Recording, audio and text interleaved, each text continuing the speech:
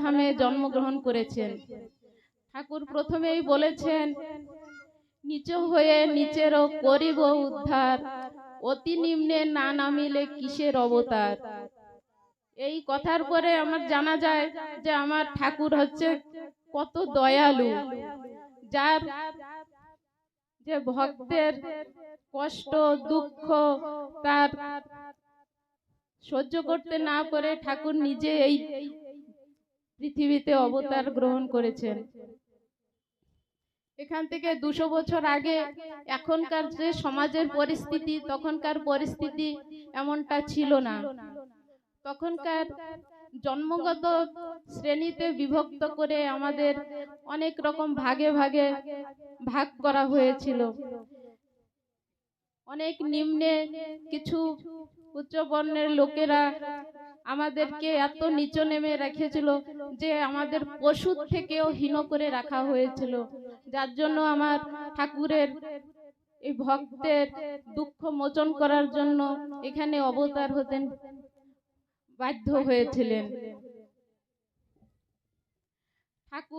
ঠাকুরের সব থেকে বড় কথা ছিল যে আমরা গৃহত্যাগী হব না, আমরা সংসারে থেকে সংসারে কর্ম করে তারপরে ঠাকুরের ভজন গুণকীর্তন করব। তাই ঠাকুর ওনার জীবনে অনেক বাণী দিয়ে গেছেন আমাদের জীবনটাকে সহজ সরল সুন্দর করবার জন্য। তাই তিনি বলেছিলেন দৃঢ় স্বরে যে বজ্র সুরে হরি, বজ্র সুরে হরি ঘরে ঘরে কয়, শোনরে কলির জীব আর নাহি ভয়, সংসারে সংসারী থেকো তাতে ক্ষতি নাই, চরিত্র পবিত্র রেখে সত্য বলা চাই। যে আমরা যে সংসারে থাকবো, কেমন ভাবে থাকবো, যে সংসারে থেকে আমরা সংসারী হব। তিনি আবারও বলেছিলেন, লয়ে নিজ নারী ব্রহ্মচারী, সদা সচ্চরিত্র রবে। তারপরে আরো বলেছিলেন, পর নারী মাতৃতুল্য। সেজন্য ঠাকুর নারীকে নিজের গৃহিণীকে নিয়ে সংসার করার জন্য তিনি বলেছিলেন, এবং তিনি বলেছিলেন পর নারী মাতৃতুল্য, মিথ্যা নাহি কবে, পর দুঃখে দুঃখী সদা সচ্চরিত্র রবে। একটা বাণীতে যে আমরা জীবন শৈলী পুরো পেয়ে যাই, যদি আমরা সেই জীবন শৈলীকে পালন করতে পারি তাহলে আমাদের জীবনটা স্বর্গ হয়ে যাবে। যেমন পর নারী মাতৃতুল্য, তার মানে নিজের নারীকে বা নিজের স্ত্রীকে বাদ দিয়ে আর পৃথিবীতে যত নারী আছে আমরা তাকে মাতৃজ্ঞানে পূজা করব। তাহলে আমাদের সমাজের যে ব্যভিচার অবিচার যে রেপ এইসব জিনিসগুলো ঘটছে সে কোনোদিন হবে না। এই বাণী তিনি আমাদের সমাজকে প্রত্যেকটা মানুষের জীবনে উপলব্ধি করবার জন্য বলেছিলেন। তারপরে তিনি বলেছিলেন যে সত্য কথা বলবে, মানে পরনারী মাতৃতুল্য, মিথ্যা নাহি কবে। মিথ্যা নাহি কবে মানে আমরা অযথা সকাল থেকে সন্ধ্যা পর্যন্ত সবাই বিনা কারণে মিথ্যা কথাও বলি। আমাদের অপ্রয়োজনে আমাদের মিথ্যা কথা বলার কোনো দরকার নেই। সেজন্য ঠাকুর বলেছিলেন, যত যত তীর্থ আছে অবনী ভিতরে, সত্য বাক্য সমকক্ষ হইতে না পারে। এর অর্থ হচ্ছে যে আমরা তীর্থে যাই কিসের জন্য, যে আমাদের পুণ্যস্থলী, আমরা পুণ্য অর্জন করতে যাই। যদি একজন সত্য কথা বলে সব সময়, সে যদি তীর্থতে নাও যায় তাহলে সে তীর্থ ভ্রমণের যে পুণ্য ফল সে ঘরে বসে বসে পেতে পারে। তাই তিনি বলেছিলেন, প্রত্যেকটা বাণীতে তেনার ছিল যে সত্য কথা বলবে। তারপরে বলেছিলেন পরনারী মাতৃতুল্য, মিথ্যা নাহি কবে, পর দুঃখে দুঃখী সদা সচ্চরিত্র রবে। পর দুঃখে দুঃখী মানে কি? যে আমরা মানুষ, আমরা সমাজকে ছেড়ে থাকতে পারবো না। ম্যান ইজ এ সোশিয়াল, সমাজকে ত্যাগ করে আমরা জীবন যাপন করতে পারবো না। এই সমাজে থাকতে গেলে আমাদের বিভিন্ন বর্গের মানুষ আছে, বিভিন্ন প্রকার মানুষ আছে, মানুষের জীবনে বিভিন্ন প্রকার সমস্যা আছে। সেই সমস্যার যদি একটা মানুষ কোনো দুঃখে পড়ে, সে অর্থনৈতিক অসুবিধা হতে পারে, তার শারীরিক অসুবিধা হতে পারে, তার মানসিক অসুবিধা হতে পারে, আমরা তাদের পাশে গিয়ে দাঁড়ানো উচিত। এমন না যে আমরা তাদের সাহায্য করব শুধু অর্থ দিয়ে, তাই নয়, আমাদের পক্ষে যেইটা সম্ভব, যতটুক সম্ভব তার পাশে গিয়ে আমরা দাঁড়ানো উচিত। কিন্তু আজকাল আমাদের সমাজে কি, ভাই ভাই ঠাই ঠাই, ভাইয়ের সঙ্গে ভাইয়ের মিল নেই, ছেলের সঙ্গে বাবা মার মিল নেই, স্বামীর সঙ্গে স্ত্রীর মিল নেই। কিন্তু ঠাকুর কি বলেছেন? আমরা ঠাকুরের ভাবাদর্শে অনুপ্রাণিত হচ্ছি, ঠাকুরের ধর্ম গ্রহণ করছি, গান বাজনা করছি, আসছি সভায়, আসছি সভা থেকে যাচ্ছি, কিন্তু ঠাকুরের যে বাণী, তিনি যে আদর্শগুলো আমাদের জীবনে প্রয়োগ করতে বলেছেন, কিন্তু আমরা তা কিঞ্চিত আমরা ব্যবহার করতে পারছি না। তাই আমরা সবাই ভাবা উচিত যে ঠাকুর নিজে বলেছেন পর দুঃখে দুঃখী সদা। আমরা পরের দুঃখে কমসে কম যদি নাও যেতে পারি, কমসে কম বাড়ির ভাই ব্রাদার আত্মীয় স্বজনের অসুবিধার সময় তো তাদের পাশে আমরা দাঁড়াতে পারা উচিত। তারপরে ঠাকুর বললেন কি, পর দুঃখে দুঃখী সদা সচ্চরিত্র রবে। তিনি এই দুইটা লাইনের ভিতরে আমাদের পুরা জীবনটা রেখে গেলেন। সচ্চরিত্র রবে, চরিত্রটা কি? Character is the greatest quality of man. It distinct person from to another person. What is character? একটা ইংলিশে প্রবাদ আছে যে wealth is lost is nothing lost. Health is lost is something is lost. But if character is lost, so everything is lost. এর মানে হচ্ছে, যদি আমাদের যদি কোনো সম্পত্তি নষ্ট হয়, সেটা কোনো বড় ক্ষতি নয়। যদি আমাদের স্বাস্থ্য নষ্ট হয়, তাহলে আমাদের কিছু মাত্রায় ক্ষতি হয়েছে। কিন্তু যদি একটা মানুষের জীবনে ক্যারেক্টার নষ্ট হয়, তাহলে তার জীবনের সবকিছু, এভরিথিং ইজ লস্ট, তার ভরপাই আমরা কোনোদিন করতে পারবো না। এই ক্যারেক্টার কি? ক্যারেক্টার মানে হচ্ছে চরিত্র। চরিত্রটা কাকে বলে? আমাদের জীবনে আমাদের যে আচার ব্যবহারের যে ফলশ্রুতি, যে তাকে বলা হয় চরিত্র। বৈজ্ঞানিক অ্যারিস্টটল বলেছেন যে আমাদের কথা ও সততার মেরুদণ্ড হচ্ছে, চরিত্রর হচ্ছে মেরুদণ্ড, কথা ও সততা। তাই আমাদের চরিত্র গঠন একটা বাচ্চা মানুষের থেকে আরম্ভ করে তার মৃত্যুর আগ পর্যন্ত তার চরিত্র গঠন হয়। আমাদের শিক্ষার কোনো সময় সীমা সীমিত নাই। তাহলে আমাদের একটা কথা আছে যে সব সুন্দর মানুষের চরিত্র সুন্দর হয় না, কিন্তু একজন সুন্দর চরিত্রর মানুষ সে সব দিন সুন্দর হয়। একটা মানুষের তার পরিবারের প্রতি যে কেমন আচরণ, তা দেখে আমরা তার চরিত্রর পরিস্থিতি কি আমরা বুঝতে পারি। তাই আমাদের চরিত্রটা কিভাবে ভালো থাকবে, কিভাবে আমরা সংসারের প্রতি আচার ব্যবহার করব, আমাদের সন্তানের প্রতি, আমাদের স্ত্রীর প্রতি, আমাদের বাবা মার প্রতি, প্রত্যেকটা জিনিস ঠাকুর আমাদের পাই পাই করে পুরো হিসাব দিয়ে গেছে। আমাদের কোটেশন করে করে আমাদের সহজ সরল সুগম ভাবে, পুরো সরল ভাষায়, কোনো সংস্কৃত ভাষায় না, যাকে একজন আনপড় যদি পড়াশোনা নাও করে, তাকে যদি সেই লাইনটা পড়ে বোঝানো, সেও বুঝে যাবে। তাই ঠাকুর আরেকটা কথা বলেছেন, আমি এইখানে আরেকটা কথা বলতে চাই, যে আমাদের আচার ব্যবহারের কথা। ডক্টর আব্দুল কালাম একটা কথা বলেছিলেন যে তোমার হাতের সিগারেটটা, আমরা যে নেশা করি, তোমাদের হাতের সিগারেটটা বয়স্ক লোকের সামনে না লুকিয়ে বাচ্চাদের সামনে লুকাও, কারণ তোমার ওই সিগারেটের যে আচরণ বয়স্করা অনুপ্রাণিত হবে না, তোমার বাচ্চাটা ওইখানে অনুপ্রাণিত হবে।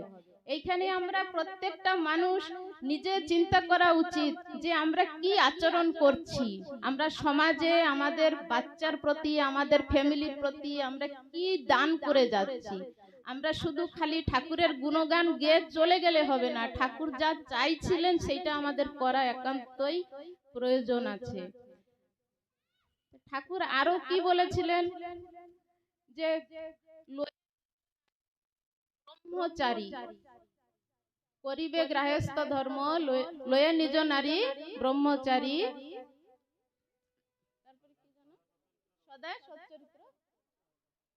লয়ে নিজ নারী ব্রহ্মচারী সচ্চরিত্র রবে, পরপতি পর সতী কভু স্পর্শ না করিবে, না ডাকো হরিকে হরি তোমাকে ডাকিবে। এখানে ঠাকুর কি বলতে চেয়েছেন? একটা সুস্থ সমাজ গঠন করার জন্য ঠাকুর যা যা করার কথা, যা যা বলার কথা সব বলে গেছে। পরপতি পর সতী কভু স্পর্শ না করিবে, এখানে পুরো আন্ডারলাইন করে দিয়ে গেছে। আমাদের সুস্থ সমাজ গঠন করতে হলে একজন স্ত্রী পর পুরুষকে অন্য নজরে দেখলে হবে না, বা অন্য নারী অন্য পুরুষ অন্য স্ত্রীকে অন্য নজরে দেখলে হবে না। অন্য নজর মানে কি? আজকাল সমাজে যা চলছে। কিন্তু আমরা যে ধর্মে অনুপ্রাণিত, ঠাকুর তো শুধু আমাদের মতুয়াদের জন্য বলে না এই কথা, সমগ্র বিশ্বের জন্য এই কথাটা লাগু হয়। ঠাকুর আরেকটা বড় কথা কি বলে, ঠাকুরের সব থেকে বেস্ট একটা যে বেশি প্রাধান্য দেওয়া আছে সমাজে, হাতে কাম মুখে নাম। হাতে কাম মুখে নাম। ঠাকুর অলসতাকে কোনোদিন প্রশ্রয় দেননি। ঠাকুর নিজে স্বয়ং ভগবান অবতার হয়েছেন, তবুও তিনি এসে কৃষি কার্য করেছেন।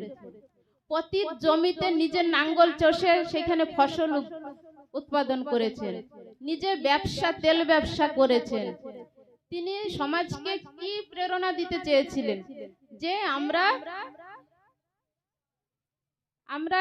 অলস প্রবণতা হলে হবে না, আমাদের কর্মঠ হতে হবে। আমরা কর্ম করলে, আমরা দুই পয়সা ইনকাম করলে আমাদের সমাজ, আমাদের সংসার, আমরা নিজের সবাই ভালো থাকবো, সমাজের উন্নতি হবে, আমাদের উন্নতি হবে, আমাদের বাচ্চার ভবিষ্যৎ উজ্জ্বল হবে। তাই ঠাকুর বলেছেন হাতে কাম মুখে নাম। হাতে কাজ করবে, মুখে নাম করবে। হরি গুরুচাঁদ ঠাকুরও একটা কথা বলেছিলেন,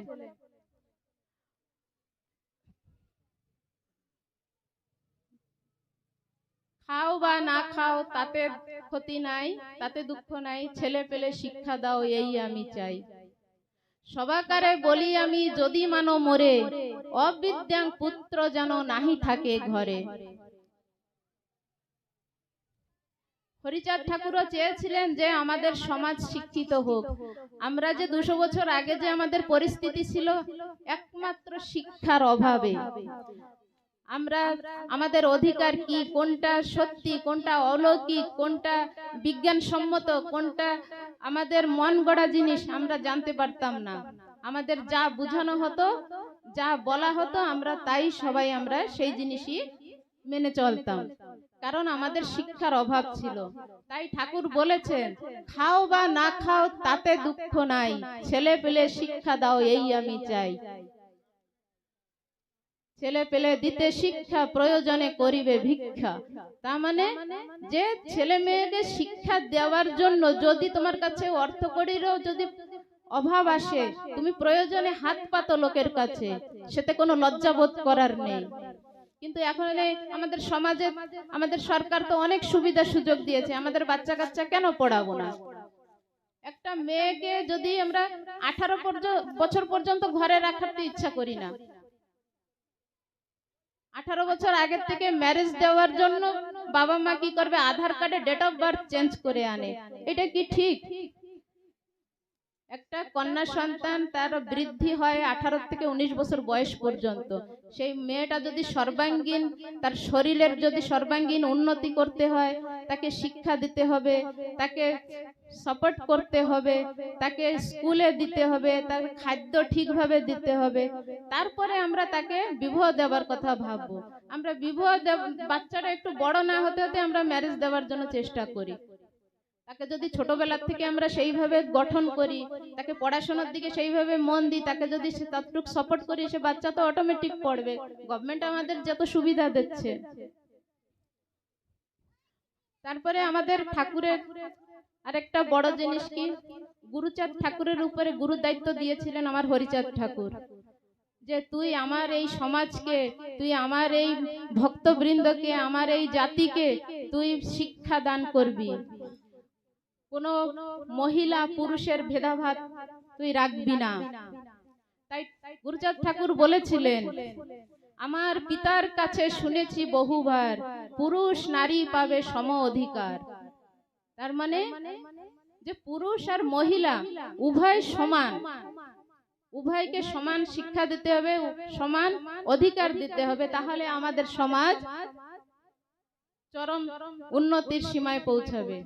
পুরুষ আর নারী হচ্ছে একটা মুদ্রার দুই পার্শ্ব, একটাকে বাদ দিলে আমরা আরেকটাকে ধরে রাখতে পারবো না। আমরা একটা মুদ্রাকে ধরে রাখতে হলে আমাদের উভয় পার্শ্ব দেখতে হবে। একটা সমাজের সর্বাঙ্গীন উন্নতি করতে হলে আমাদের পুরুষ নারী দুজনকে সম অধিকার দিতে হবে, সমানভাবে তাকে গড়ে তুলতে হবে। যে আমার ছেলে আমার বংশধর হবে বলে তাকে বেশি সাপোর্ট করব, বেশি তার পিছনে টাকা খরচা করব, মেয়েটাকে সাপোর্ট করব না।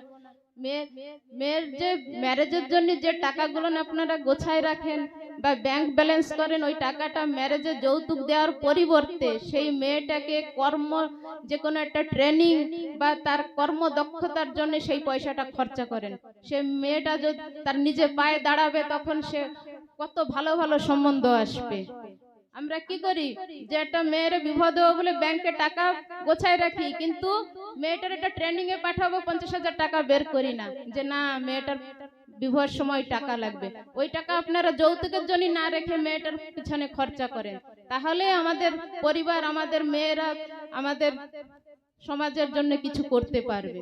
প্রত্যেকটা ফ্যামিলিতে, আমি গ্রামে গ্রামে আমি একটা এনএম চাকরি করি, প্রত্যেকটা ফ্যামিলিতে প্রায় ওই দেখি, তারা ব্যাংকে পয়সা রাখে, কিন্তু একটা বাচ্চা 10th পড়বে, +2 পড়বে, তারপরে তার ট্রেনিং এর জন্য কোথায় পাঠাবে না। যদি সে একটা হাতে কাজ শেখে বা একটা ট্রেনিং করে, সে নিজের পায়ে দাঁড়ানোর যোগ্যতা পায়, তাহলে সে বাচ্চাটা নিজের পায়ে দাঁড়াবে, তার সঙ্গে তার কাছে মানে হাত পাততে হবে না। গুরুচাঁদ ঠাকুর, হরিচাঁদ ঠাকুর এই কথাই চেয়েছিলেন, যে ছেলে মেয়েকে শিক্ষা দাও। শিক্ষা মানে খালি তার পুঁথিগত শিক্ষা না, তার সব রকমের, তার আচার ব্যবহার, তার সংস্কার কিভাবে দিতে হবে, সবকিছু তাকে শিখাতে হবে। সেগুলো শিখাতে গেলে, এখন আমার গায়ে যদি দাউদ রোগ হয়, আমি যদি অন্য লোকের দাউদের মমল দিয়ে বেড়াই, তাহলে তো হবে না। না, এখন আমি নিজে মদ গাঁজা খাবো, কি অনাচার করব, ব্যভিচার করব, আমাদের বাচ্চাদের প্রতি ভালো আশা করব, সে তো কোনোদিন হতে পারে না।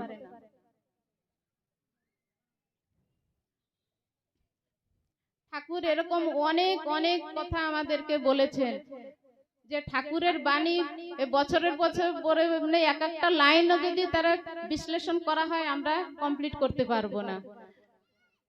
আমি এটুকুই বলে আমার বক্তব্য শেষ করব। আপনাদের স্নেহাশিস আমার মাথার পরে রাখবেন। আমি এখানে দাঁড়ানোর ক্ষমতা পেয়েছি বা শক্তি পেয়েছি আমার সেই হরি গুরুচাঁদের কৃপার বলে। তিনি চেষ্টা করেছিলেন বলে আজকে আমি, আপনারা সবাই এক জায়গায় একখানে বসে আছি। জয় হরি বল।